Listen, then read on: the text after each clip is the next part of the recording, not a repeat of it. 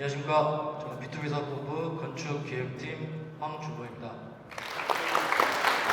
여러분 혹시 최복동이라는 말 알고 계신 분 있으신가요? 알고 계신 분? 최복동. 네? 줄임말입니다. 줄임말. 최복동. 네. 최고다 엄복동. 네? 엄복동? 아, 아닙니다. 모르시나요? 그래도 오늘 이렇게 성심성의껏 대답을 해주셨으니까 제가 소정의 상품을 하나 드리겠습니다. 최복동이 뭐냐면요, 최고의 복지는 동료다라는 말의 줄임말입니다. 예, 그만큼 우리는 어떤 동료와 함께 일하느냐가 중요한데요. 자, 여러분 주변 한번 보세요. 주변에. 자, 최고의 복지입니다. 자, 최고의 복지예요. 자, 우리는 그 2000년대생부터 사장님까지 다양한 세대가 이 동료로서 관계하고 있는데요. 여기서 이 관계가 아주 중요합니다. 관계에 대해서 우리가 정확하게 이해할 필요가 있는데요. 제가 한번 상황을 한번 예시를 드려볼게요. 우리가 아침에 출근을 합니다. 이제 운전을 하면서 출근을 하는데 갑자기 옆에 차가 창문을 내리고 야 이러면서 막 운전 똑바로 해요 이러면서 화를 냅니다. 그럼 아침부터 이제 기분이 더럽죠. 불쾌합니다. 그 불쾌한 감정을 가지고 이제 회사를 출근을 하게 되죠. 그러면 그 감정을 가진 채로 이제 주변 동료들에게 아침에 이런 일이 있었어라고 이제 좀 공감을 좀 요구하기도 합니다. 근데 한 점심쯤 되죠. 기억이 잘 나지 않아요. 근데 한 저녁쯤 되면은 뭐 언제 그랬냐는 듯이 그 감정 사라집니다. 이게 막 이틀 3일씩 가시는 분들은 좀 병원을 좀 가보셔야 됩니다. 이게 왜 그러냐면요, 우리는 이 관계하기 때문에 서운한 거고요. 아까 부분은 서로 관계하지 않기 때문에 금방 잊혀지는 거예요. 그러니까 가족, 친구, 동료들은 서로 관계하기 때문에 이 서운한 감정도 크고요. 화도 나고요. 그리고 반대로 관계하기 때문에 즐거울 때도 많습니다. 바로 이 관계 속에는 감정이 있다는 건데요. 근데 이 관계 속 감정에 또 함정도 있습니다. 이 부분이 또 중요한데, 우리가 이제 중요한 관계인데도 불구하고 어쩌면 모르는 사람만도 못한 행동들을 종종 할 때가 있는 거죠. 그러니까 가족이나 친구에게 상처를 준 경험들 한 번씩 있으실 것 같아요. 그래서 이 부분에 우리가 포인트를 가져가야 됩니다. 다시 말하면 관계 속에서의 감정의 경계를 간혹 우리가 넘나들 때가 있는 거죠, 상대방에. 그래서 이 부분에 대해서 우리가 경계해야 될 필요가 있습니다. 제가 얼마 전에 그 연세대학교 권수영 교수의 강의를 듣고 왔는데요. 그 강의의 하나의 얘기입니다. 별주부 신드롬이라는 얘기인데요. 별주부는 이 자라죠. 이 자라가 이제 용왕을 살리기 위해서 토끼를 잡아서 이제 용궁으로 갑니다. 그래서 토끼가 알아차리죠. 내가 죽을 거라는 걸. 그래서 꾀를 부립니다. 아, 진작 얘기하시지. 간을 집에 두고 왔어요. 그러니까 이 꾀에 속아 넘어가서 별주부는 다시 간을 찾으러 가는 길에 토끼를 놓치죠.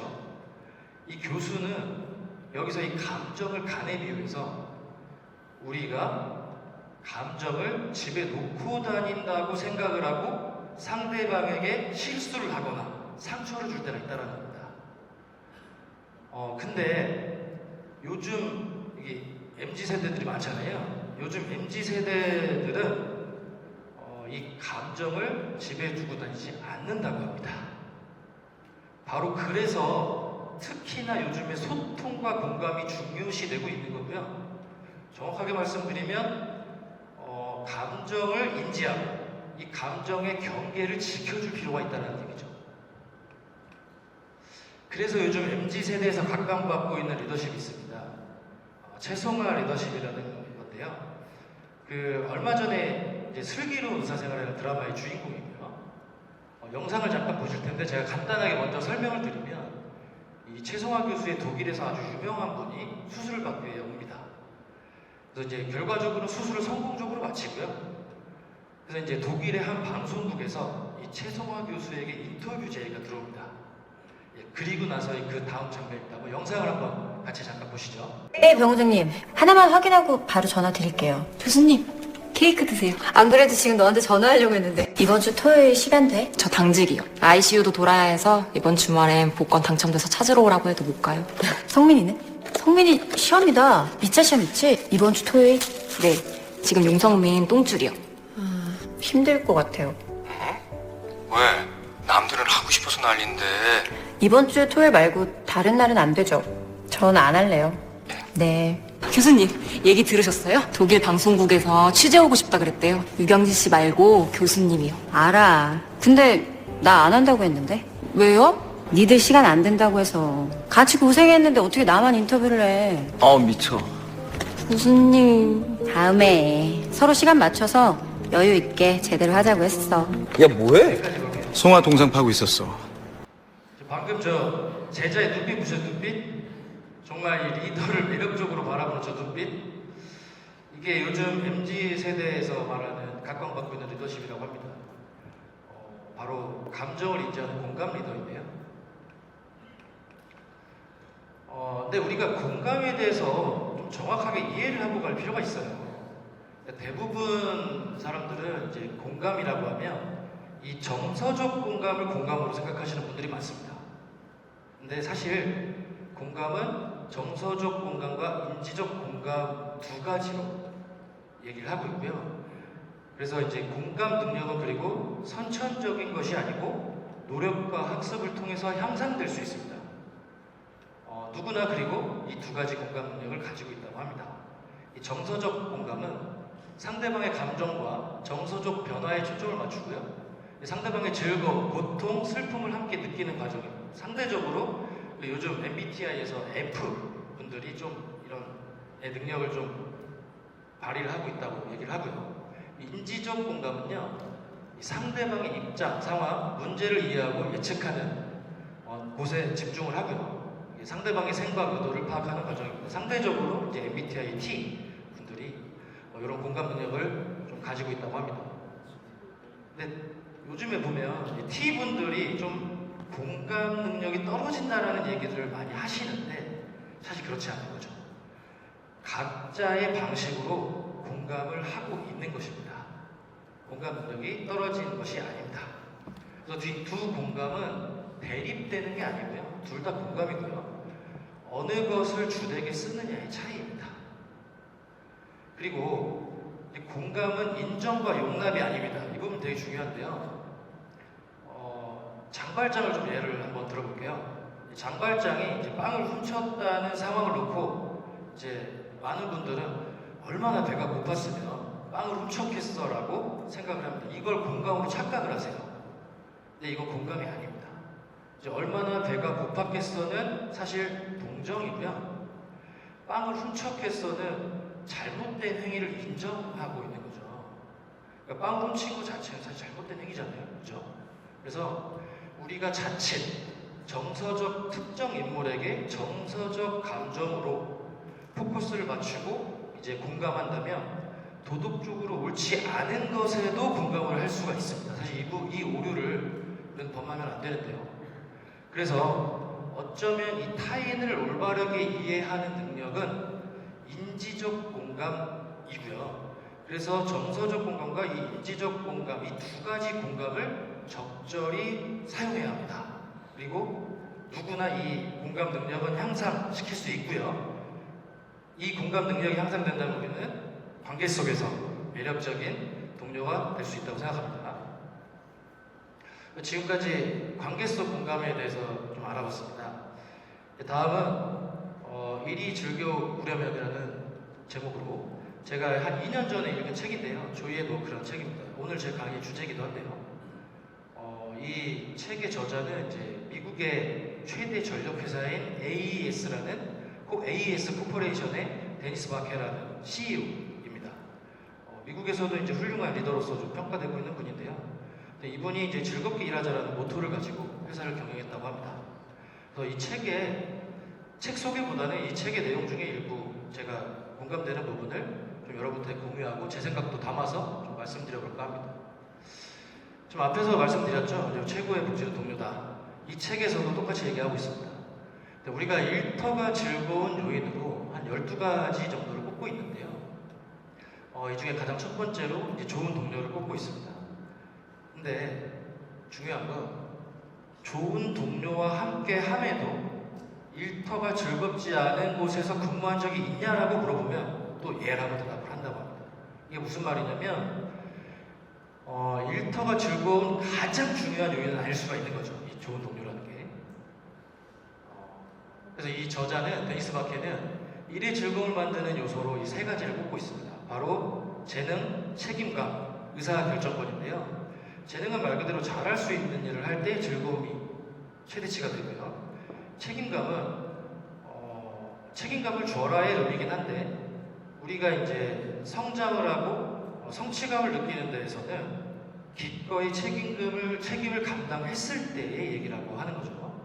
그리고 책임을 줬으면 의사결정권도 줘라라는 얘기예요. 그래서 이 세 가지가 교집합으로 동시에 작용을 할 때 이 즐거움이 최대치에 접근한다고 합니다.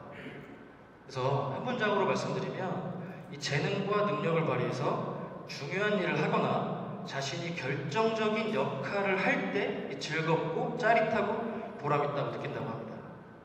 그래서 오늘 지금 이 자리를 이제 지나면 여러분들도 각자 이 세 가지가 잘 매칭되고 있는지 한번 생각해 보시는 것도 좋을 것 같습니다. 그리고 상호 가르치게 하는 이 경험에서도 이 즐거움이 있다고 얘기를 하는데요. 제가 얼마 전에 사장님과 식사를 하다가 사장님께서도 이 말씀을 하셔서 제가 발표할 내용인데 좀 놀랐는데 미국의 윌리엄 글래서라는 박사가 놀라운 사실을 발견했습니다. 정보가 전달되는 방식에 따라 이제 사람의 기억력이 엄청나게 달라진다는 건데요. 우리는 읽은 것의 10%, 들은 것의 20%, 본 것의 30%, 보고 들은 것의 50%, 경험한 것의 80%, 그리고 다른 사람에게 가르친 것의 95%를 기억한다고 합니다. 그래서 사람들은 다른 사람들과 자기 일을 공유하고 토론할 때, 중대한 의사 결정을 내릴 때, 그리고 서로 수행한 일이 잘 되었는지를 알려줄 때 이 학습이 가장 잘 된다고 하는 거죠. 그래서 이 데니스 바케는 피드백과 공유, 건설적인 비판을 권장하는 환경이 필요하다고 강조합니다. 그래서 저도 사실 이 부분 되게 공감을 많이 했습니다. 저도 한때 이제 계속 성장을 하면서 후배들이 입사를 할 때마다 저의 경험과 좀 노하우를 얘기를 하면서 그 얘기를 함으로도 제가 굉장히 학습이 많이 됐던 기억이 나요. 그래서 우리도 이런 좀 환경 속에서 이제 근무를 해보면 어떨까라고 좀 생각을 해봤습니다. 그리고 마지막으로 이제 즐거운 일터를 만드는 매력적인 성품으로 이 데니스 바케는 5가지를 꼽고 있는데요. 겸손, 용기, 사랑, 열정, 온전함입니다. 사실 저는 이제 발표를 하기 전에 개인적으로 저를 한번 셀프 체크를 해봤는데요. 저는 좀 용기와 열정은 비교적 괜찮은 것 같은데 겸손, 사랑, 온전함은 좀 쏘쏘한 것 같아요. 그래서 제가 이 뒤에 셀프 체크를 할 수 있는 표를 하나를 가지고 왔으니까요. 여러분들도 시간 되실 때 한번 체크해 보시면 좋을 것 같습니다. 첫 번째로 겸손인데요. 근데 겸손은 상대방을 더 낮게 여기는 거죠. 그래서 다른 사람들이 더 잘할 수 있도록 하는 추진력의 근원이라고 합니다. 나의 실수나 잘못을 우리가 잘 인정하는 편인지, 사람들이 내 의견에 동의하지 않는 의견을 말해도 잘 듣는 편인지, 그리고 명성 칭찬을 내가 직접 받는 것보다 다른 사람에게 돌리는 것을 더 선호하는지 등등으로 한번 체크를 해볼 수가 있습니다. 두 번째는 용기인데요. 용기하면 떠오르는 건 다시 도전정신이죠. 우리 이상인의 DNA에도 있는데 그 도전정신과 더불어서 이 리더들은 자신의 결정권을 사람들에게 넘겨주는 용기가 필요하다라고 이 데니스 바케는 얘기합니다. 결정을 가장 잘 내릴 수 있는 사람에게 결정권을 부여하고 그렇게 되면 더 많은 사람이 실적에 실질적으로 기여할 수 있다고 얘기를 하는데요. 직원 또는 팀원이 주도성을 갖고 일하도록 이제 지시보다 조언을 하는 편인지, 문제나 실패를 두려워하지 않고 도전을 하는지, 그리고 목표 달성을 위해서 이제 끼어드는 장애물을 극복하는가 라는 어떤 질문으로 체크를 해볼 수가 있고요. 다음은 사랑인데요. 이 저자가 말하는 사랑은 나는 당신을 필요로 합니다 라고 말하는 이제 겸손의 행위라고 합니다. 사랑을 표현하는 방법은 여러 가지가 있는데 그 중에 한 가지로 이제 시간을 꼽고 있습니다. 그러니까 동료들과 함께 보내는 시간을 늘리면 늘릴수록 우리는 서로를 사랑하게 된다는 얘기죠. 네, 물론 이제 건강하게 했을 때 얘기긴 합니다.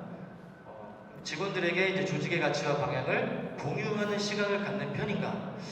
사실 저는 이 부분이 좀 보완돼야 된다고 개인적으로 좀 생각했던 부분이고요. 다른 사람이 실수하면 지적하기보단 듣는 편인가? 누군가 도움이 필요할 때 기꺼이 시간과 에너지를 내는 편인가? 이거 한번 체크를 해보실 수 있습니다. 자, 다음은 열정인데요. 열정의 핵심은 이제 긍정적인 에너지를 전달하는 것입니다. 자기 일에 열정을 더할 때 이제 최상의 능력을 발휘한다고 하죠. 그래서 이제 열정을 보여 동료들에게 긍정적인 에너지를 전달하는지, 끊임없이 무언가를 배우고 있는지, 중요한 역할을 해주고 있다고 동료들에게 말한 적이 있는지, 이 부분은 동료들의 열정을 인정을 해주고 있는지에 대한 의미죠. 마지막으로 이제 온전함입니다. 믿음과 행동 사이에 근거 있는 일관성, 이를 삶과 말로 전달하는 것인데요. 리더에게 가장 바라는 가치라고 합니다. 일관성이라는 건데요. 직원 또는 팀원들에게 일관적이고 이제 긍정적인 태도로 대하는가, 어떤 일을 결정할 경우 이제 조직의 가치에 따라 선택하고 가르치는가, 실수나 잘못을 할 경우 회피하지 않고 잘 인정하는 편인가, 한번 체크를 해볼 수 있다고 합니다. 그래서 제가 이 5가지의 매력적인 성품에 대한 간단한 질문들 몇 개를 모아왔습니다. 그래서 여러분들도 시간 되실 때 한번 각자를 체크해 보시고, 이게 당장 개선되지는 않겠지만 그래도 우리가 인지하고 있다면 조금은 나은 동료가 될 수 있다고 생각합니다. 자, 마지막으로 이제 이상인의 DNA인데요. 적응력, 추진력, 끊임없는 도전 정신 다들 알고 계시죠? 근데 여기에 아까 말씀드렸듯이 상대방의 감정을 인지하고 상대방의 감정의 경계를 지켜주고, 그리고 감정적 공감과 인지적 공감을 적절하게 사용하고, 재능과 책임감, 의사결정권이 3가지가 동시에 작용하고 있는지, 서로 매칭 잘 되고 있는지 개별적으로도 확인해 보면서 개선하고, 비판과 이제 공유와 피드백이 자유로운 좀 환경 속에서 겸손, 용기, 사랑, 열정, 온전함을 기억하고 행동하고 업무한다면 우리는 보다 매력적인 이상인으로 즐겁게 일하고 서로가 최고의 복지가 될 수 있다고 생각합니다. 어트랙션, 동료와 고객을 끌어당기는 힘, 쿼드라이를 제안드리며 발표를 마치겠습니다. 감사합니다.